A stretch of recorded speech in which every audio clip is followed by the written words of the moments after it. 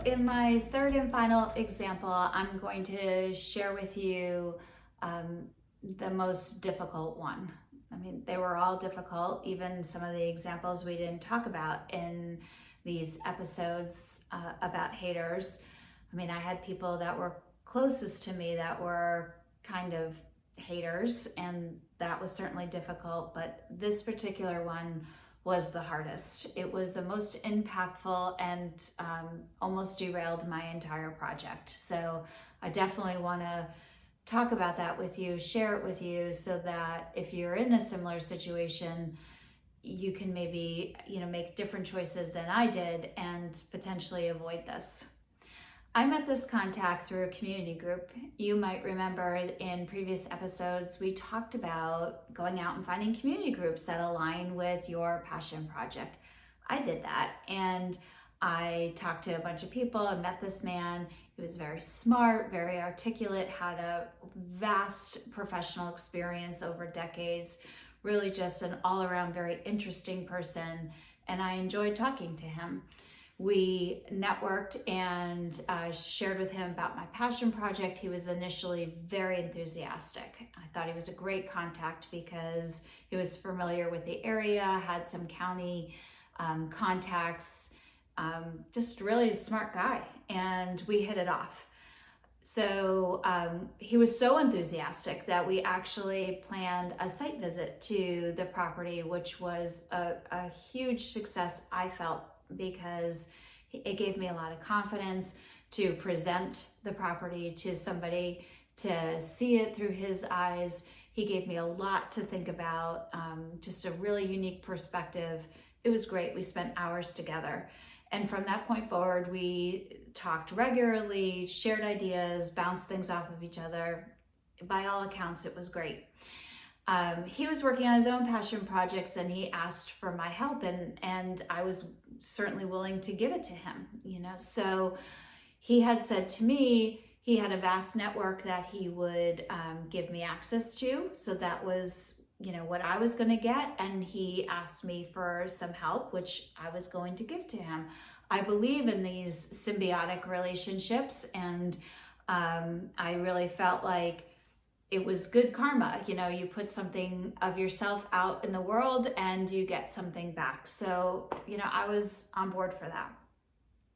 Right away, he told me right up front, he was very direct, which I appreciated, that yes, he would introduce me to his professional network, but he would charge me a referral fee if we ended up closing a deal.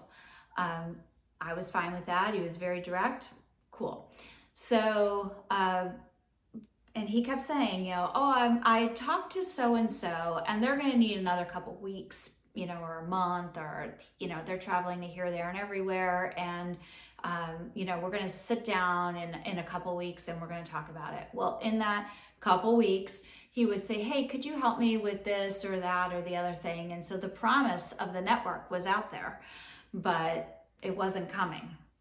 So, and I would say, yes, I'll do this, I'll do that. And they were, not huge things, and I could do them. So I did them. And, well, going on and on and on. So over the course of the few months that we were acquainted, it got to the point where he was asking for something all the time, and the asks were bigger and nothing was coming to me. No network, no contacts, no investors, nothing was happening. But the asks were a mile long and they were very, very time consuming. And it was bumping up, the biggest ones were bumping up to this other site visit that I had with a potentially very, very important investor who I had spent months and months and months talking to, building credibility, all of those things.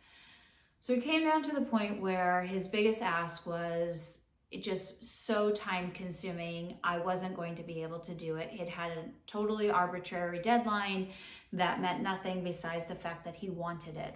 And it almost felt like he wanted it so that it would be almost working against my own project. He had no reason that this deadline had to be on the days that I was going away on this site visit. It just was a sabotage. So I told him I wasn't able to do it. it became very confrontational and it became very personal. He started questioning whether I was the right person, smart enough, articulate enough, connected enough, all of the things that, all the insecurities he capitalized on, and he sabotaged this potential site visit. If I didn't have that site visit planned where I had to go and deliver this information and I knew I had one chance to do it, if I didn't have that, I don't know that I would have continued in my project. So it became just a really very, very difficult thing to recover from, and to recover from quickly, because the show was going on the next day.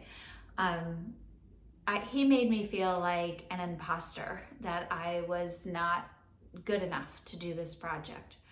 So what were my takeaways?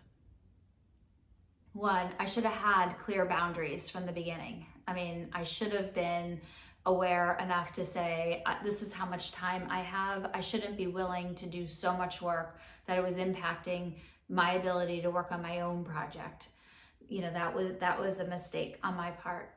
I understand that we had to trade resources, but it was a one-way street. Stuff I was preparing and not getting anything back. That was wrong. I didn't have the confidence in myself to say, you know what, if I found him, I could find somebody else, that people are going to, if he was going to be so negative, I could just, if he wasn't going to deliver what he said he was going to do, I could just move on. I didn't have that confidence. And that's what I'd like to ultimately wrap these 3 examples up with, is there may be less obvious haters, people who are more subtle than this guy who was, so aggressive. But there is a common theme. If you allow, the haters to have a negative impact on you, it might be because you don't have the confidence that you can actually do the project or your idea to bring it to fruition. I didn't. And so, yes, the haters were very impactful on me. And I'm here to tell you, 1, believe in yourself. This is your idea. This is your passion project. You don't need somebody else's permission to do it. This is your idea. You can do it. You have support to do it. You can get it done. Know that if you found these people that you've networked with, there will be others. There's millions of people in the world. One person is not going to define your project. The fate of your project does not rest in the hands of this one person. There's somebody else out there, and you can find them. You have the tools and the resources to go out and find other people to network with, and you can do it.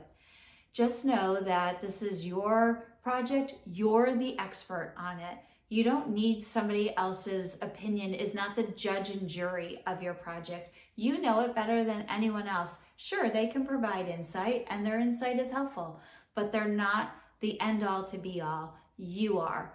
So just have faith in yourself.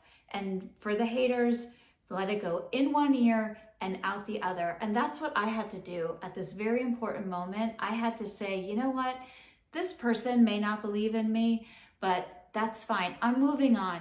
I have this person and all the others that I spoke to. I spoke to many more people who did believe in it than the people who didn't. And that's what you have to focus on. Don't focus on the negative. Focus on the positive and all the things that you've accomplished so far. You've done an awesome job, and there's so many exciting things in front of you.